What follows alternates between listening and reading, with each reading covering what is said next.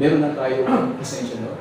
Hindi na actually Philippine Coast Guard, meron din tayo presensya ng Air Force of the Philippines. Magandang araw mga ka-aerial defense, may ibabahagi na naman ako sa inyo. Dahil ngayong araw na ito ay may pag-uusapan tayo tungkol sa ating depensa. Barko ng Philippine Navy at Philippine Coast Guard ipinadala sa Escoda Shoal, pero bago tayo magpatuloy wag mo muna kalimutan mag-like, share and subscribe. Mag-comment ka na rin kung taga saan ka para alam namin kung saan umaabot ang aming video. Ang Pilipinas ay nagtalaga ng pinagsamang mga asset ng Philippine Coast Guard at Armed Forces of the Philippines upang magpatrolya sa mga katubigan malapit sa Escoda Shoal, matapos ang pinakamalaking sasakyang dagat ng PCG ay umalis sa lugar noong nakaraang linggo.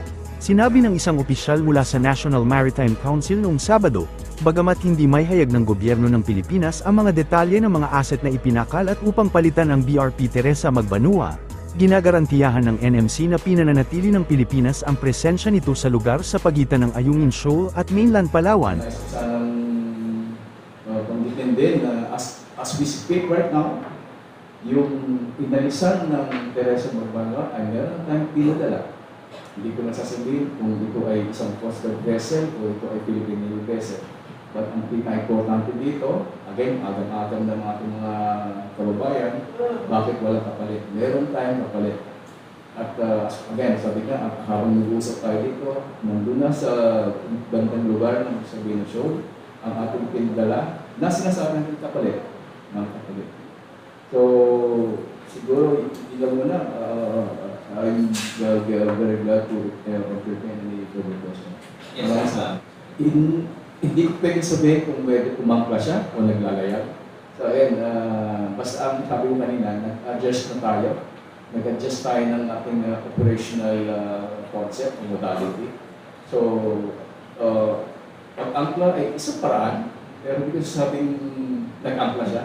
So, ang importante dito ay meron na tayo presensya doon. Hindi na actually Philippine Coast Guard, meron din tayo presensya ng Air Force of the Philippines. So it's a combination of the assets of both the departments, the agency, the Coast Guard and the Air Force. Ang BRP Teresa Magbanua ay umatras mula sa kanilang posisyon malapit sa Escoda Shoal noong nakaraang linggo para sa pagkukumpuni, at pinagamot din ang mga tauhan nito mula sa dehydration matapos ang pagharang ng China ay naging mahirap para sa Pilipinas na muling isupply ang barko nito. Ang Pilipinas ay may operational adjustment, technical and within our assets matapos pag-aralan ang mga galaw ng China sa lugar. Sinabi ng opisyal ng NMC, habang ang Pilipinas ay nakatuon sa paninindigan ng transparency initiatives nito sa West Philippine Sea, mas maingat na ngayon na huwag ibigay ang mga estratehikong posisyon nito sa lugar. Sabi ni Lopez, mas maganda nga yung nahuhula sila kung saan. Kasi pag alam mo na kung nasaan, doon sila pupunta. Then yung parang magnet siya.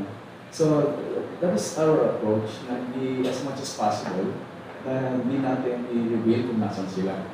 Para ang pinaka-importante doon, na nako-cover natin yung napakalawak na karagatan. Not only sa Venus Shoal, Escoda Shoal, basically we're covering the whole of the West Philippine Sea to ensure that no other illegal activities are taking place. Alam natin, yung mga sabi ko kanina, presensya pa lang ng China doon ay illegal na. Illegal na.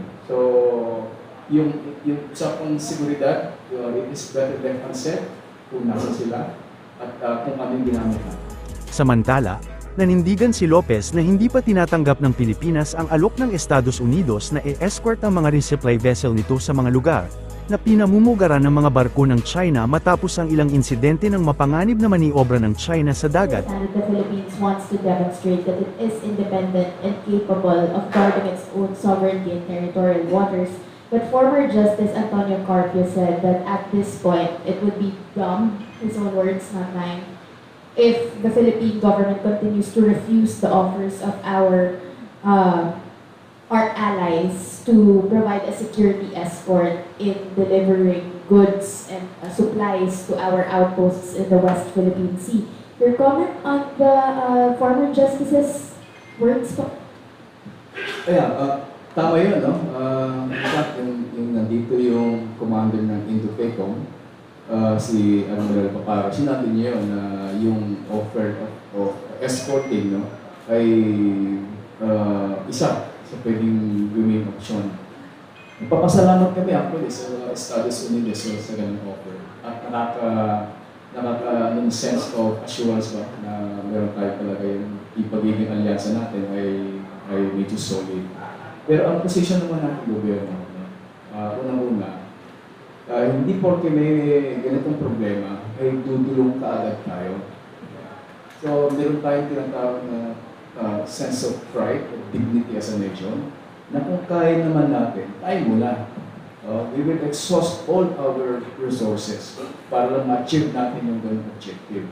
At sabi ko nga, kung ito ay when push comes to shove, and when worse comes to worse, maybe now it will be an executive decision whether tanggapin nila yung alok na yon o tayo lang mismo ang hihingi ng tulong na gano'n. So again, isang option yon, but sabi nga natin, ang posisyon ng gobyerno, hanggat kaya natin, tayo muna. Pilipino ang gagawa. Tinitingnan din ng Pilipinas ang pagrenta ng mas malalaking resupply ships habang ang mga barko nito sa Coast Guard na nasira ng pagsalakay ng China ay inaayos pa, sabi ni Lopez. Ngunit ang fine print ng posibleng mga deal sa pag-upa ay hindi pa natatapos, dagdag niya.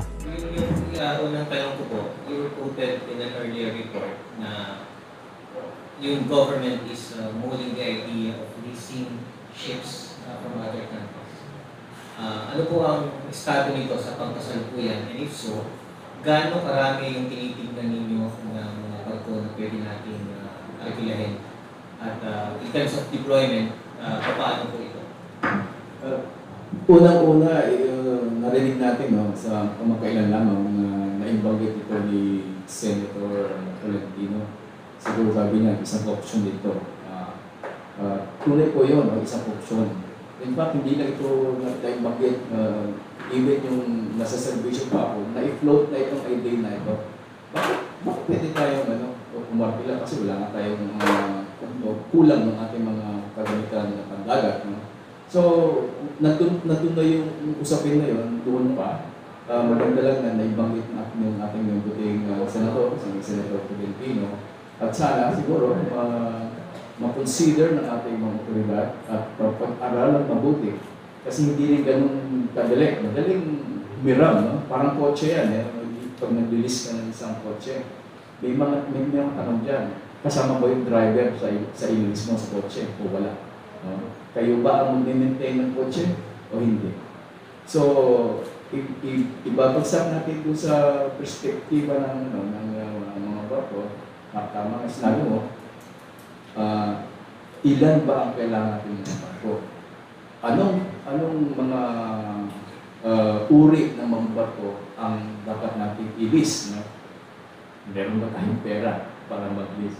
Kasi hindi rin biro-biro kung paano mag-tira. May kaakibat na budget na dapat. So, ito yung mga bagay-bagay na dapat pag-aralan kung consider seriously ng ating pamahalaan, especially ang Department of Defense at ang ating DOTR o Coast Guard. Dapat ba maghiram muna habang hinihintay natin yung ating mga barkong pinapagawa o binili na habang ginagawa? Kasi ang paggawa ng isang bagong barko ay hindi naman kaya gawin ng isang taon, hindi kaya gawin ng 2 taon. Normally, mga 4, 5 taon o 7 taon. Kasi hindi ito pangkaraniwang barko na ginagawa sa example sa commercial. Meron silang mga specifications, military grade ng materials. So, namin, hindi siya ganun kadali. So, habang nasa proseso ang pag-acquire ng mga bagong gamit ng dagat, mapapunta man sa Coast Guard o sa Philippine Navy man, ay baka tama yung sinasabi ni Senator Tolentino. For the meantime, stopgap measure, siguro maghiram muna tayo, mag-rent muna tayo. But then again, sasagutin natin yung mga tanong natin kanina. Ilan ba? Anong klase bang barko? At paano ba? Meron bang yung personal ba nun, sasakupin natin, hihiramin natin, meron ng driver, o sasakay lang tayo. Yung mga tanong na dapat pag-isipan ng napuntahan. Para sa mas madaming update tungkol sa ating depensa, paki-follow at like muna ng aming page na nasa description na ang link. Huwag mo na rin kalimutan mag-like, share and subscribe. Pindutin mo na rin ang bell para updated kayo sa aking mga bagong video. Maraming salamat po.